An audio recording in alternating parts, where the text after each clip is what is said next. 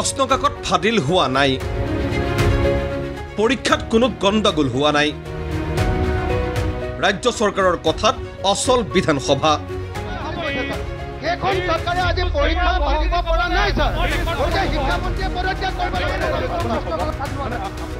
ৰাজ্যৰ শিক্ষাৰ্থীৰ জীৱন ৰেখা নিৰ্ণয় কৰা দুটা পৰীক্ষা, হাইস্কুল শিক্ষান্ত পৰীক্ষা আৰু উচ্চতৰ মাধ্যমিকৰ চূড়ান্ত পৰীক্ষা।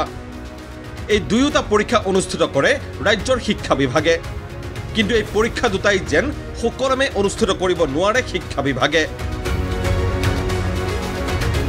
প্ৰশ্নকাকত ফাদিলৰ পৰা প্ৰশ্নকাকত সলনিলৈকে কি হোৱা নাই? পৰীক্ষাত হোৱা ব্যাপক বেমেজালিৰ কথা প্ৰতিনিয়ত প্ৰকাশ পাইছে সংবাদ মাধ্যমত। শিক্ষাৰ্থীৰ জীৱনেৰে হেতালি খেলা এই প্ৰক্ৰিয়াটোকেই আজি বিধানসভাত আলোচনাৰ বাবে উত্থাপন কৰিছিল বিৰোধীয়ে, আনিছিল সভা স্থগিত প্ৰস্তাৱ। এইবাৰ কেনেকুৱা ধৰণৰ ভুল হৈছে? লেভেলিং কৰোঁতে ভুল কৰি দিছে, কিবা খুলিছে কিবা ওলাইছেগৈ। প্ৰথম দিনা কাৰ্বি আংলঙত ইংলিছৰ জেগাত অসমীয়া পঠালে, দ্বিতীয় দিনা মহোদয় ছ'চিয়েল ছায়েন্সৰ জেগাত জেনেৰেল ছায়েন্স কৰিলে কোকৰাঝাৰত।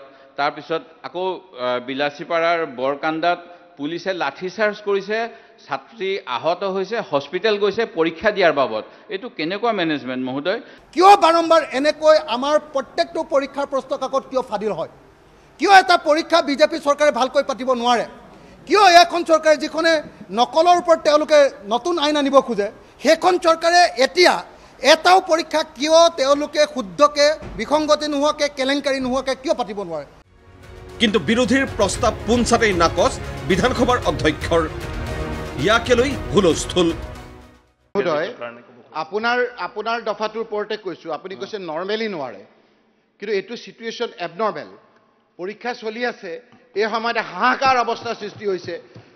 আমাৰ একেবাৰে আকাশ বতাহ মুখৰিত হৈ গৈছে। আজি প্ৰতিজন অভিভাৱকে চাই আছে বিধানসভালৈ। গতিকে এইটো আপুনি যিটো পঢ়ি দিলে সেইটোতে কৈছে যে নৰ্মেল চিটুৱেশ্যন। এইটো নৰ্মেল নহয়, এবনৰ্মেল হৈছে। গাঁৱে ভূঞে হাহাকাৰ পৰিস্থিতিৰ সৃষ্টি হৈছে। অধ্যক্ষক ঘেৰাও কৰিলে বিৰোধীয়ে। প্ৰথমে 10 মিনিটৰ বাবে বিধানসভা স্থগিত ৰাখিলে অধ্যক্ষই। সন্মানীয় সদস্যসকল, the house adjourned for 10 minutes. কিন্তু সভা আৰম্ভ হওঁতেই বিৰোধীয়ে পুনৰ উত্থাপন কৰিলে একেটা বিষয়। এইবাৰ চৰকাৰৰ ফালৰ পৰা উত্তৰ আহিল, পৰীক্ষাত কোনো বেমেজালি হোৱা নাই। এখেতলোকে যিটো কৈ আছে যে লিক হৈছে বুলি, পেপাৰ লিক আচলতে হোৱা নাই। কেলে হোৱা নাই? শুনি লওক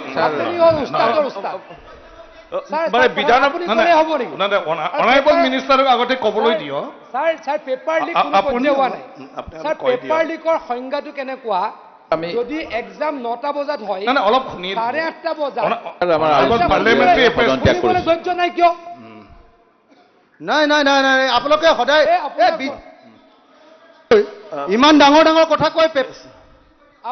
আপুনিতো অকৰতকৈ বিজ্ঞ মানুহ। মাননীয় অধ্যক্ষ মহোদয়, বিধানসভা আপুনি পৰিষ্কাৰ কৰি আছে। বিধানসভা আপুনি পৰিষ্কাৰ কৰি আছে অধ্যক্ষ মহোদয়। পৰীক্ষা এটা পাতিব নোৱাৰে বিজেপিয়ে ভালকে।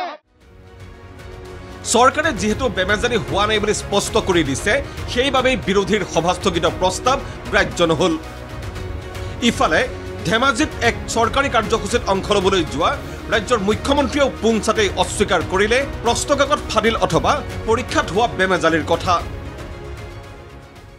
এটা বিহুৰ দৰে পৰীক্ষা আৰম্ভ হ'লে বিসংগতি বুলি কয়, আকৌ পৰীক্ষাত ৰিজাল্ট দিয়াৰ পিছত পাছ কৰা ল'ৰা ছোৱালীবিলাককে আকৌ গামোচা পিন্ধায়। তেতিয়াতো বিসংগতি বুলি কোনেও নকয় আকৌ, হয় নহয়? আকৌ কলেজত গ'লে আকৌ সেইখিনি মানুহকে নৱাগত আদৰণি সভাত নৱাগত হিচাপে আদৰণি জনায়। সেইকাৰণে এইবোৰ অসমত একোটা উৎসৱ ধৰণৰ হৈ আছে, লাহে নোহোৱা। কিন্তু কথাটো হ'ল, মেট্ৰিক আৰু উচ্চতৰ মাধ্যমিকৰ পৰীক্ষাত যিবোৰ ঘটনা সংঘটিত হৈছে সেইবোৰক কি বুলি কোৱা হ'ব? পৰীক্ষাৰ বেমেজালি নে আন কিবা? 10 মিনিট পলমকৈ পৰীক্ষা আৰম্ভ হোৱা, প্ৰশ্নকাকত ভুলকৈ অহা বা পৰীক্ষা আৰম্ভ হোৱাৰ পাছতেই প্ৰশ্নকাকত ভাইৰেল হৈ পৰা এই প্ৰক্ৰিয়াবোৰক আচলতে কি বুলি কোৱা যাব? ইয়াৰো এটা নিৰ্দিষ্ট সংজ্ঞা নিৰ্ণয় হোৱাটো খুবেই প্ৰয়োজন, যাতে কোনো কাৰণতেই সদনৰ সময় অবাবত নষ্ট নহয়, সমান্তৰালকৈ দুশ্চিন্তাত ভুগিবলগীয়া নহয় শিক্ষাৰ্থীসকল। Bureau report ND24।